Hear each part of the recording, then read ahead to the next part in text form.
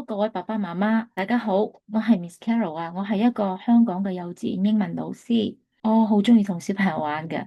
有一個遊戲係我經常玩嘅，而小朋友又好中意嘅，就係猜謎語。點樣玩法呢？我會用英文講一個物件，描述佢嘅特徵啦、顏色啦、外形啦，等佢哋估。例如，我會話：It's yellow. It looks like a moon. It's a fruit。跟住就會見班裏面有啲小朋友個腦仔轉啊轉，眼仔碌碌咁樣，然後好興奮咁樣講 banana。咁我就會讚下佢，good job。K1咁細個，佢哋都聽得明㗎。例如我會話，It's an animal. It has two long ears. It can hop。佢哋咧呢個時候幾乎異口同聲咁樣講 rabbit。再舉一個例，點樣將呢個謎語遊戲融入拼音 phonics？我會舉例，It's a vehicle. It's long and big。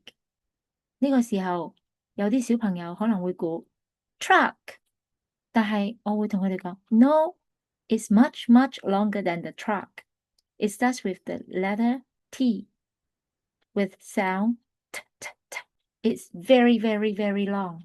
有第二次提示就會多咗小朋友識答噶啦，佢哋會話 train。小朋友係咪好醒目咧？你可能會問，咁樣玩都會學到嘢嘅咩？我想話你知，學到嘅真係好多啊！第一，佢不知不覺間用咗英文去思考喎，佢思考我講嘅嗰啲嘢，animal、long ears、hop 呢啲咁嘅形象聯繫喎喺個腦仔裏邊。呢個就係正正為佢哋建立一個英文思維嘅關鍵嚟嘅。第二，成功感咧係佢哋最大嘅動力。當佢哋估到佢哋嗰種興奮、嗰種開心，我估到啦，嗰種自信啊，呢種自信係會令佢哋中意英文啦，覺得英文好好玩，而唔係一種壓力嚟嘅。第三喎，佢哋要好專注，佢哋先會估到係乜嘢。我哋又訓練咗佢嘅聽力啦。第四喎，俾佢哋猜謎語就係佢哋嘅溫習時間嚟㗎啦。點解我咁講咧？當我哋俾佢哋估 banana 嘅時候，喺佢腦仔佢會閃過 yellow、moon、long 呢啲咁樣嘅字，係佢哋之前學過嘅。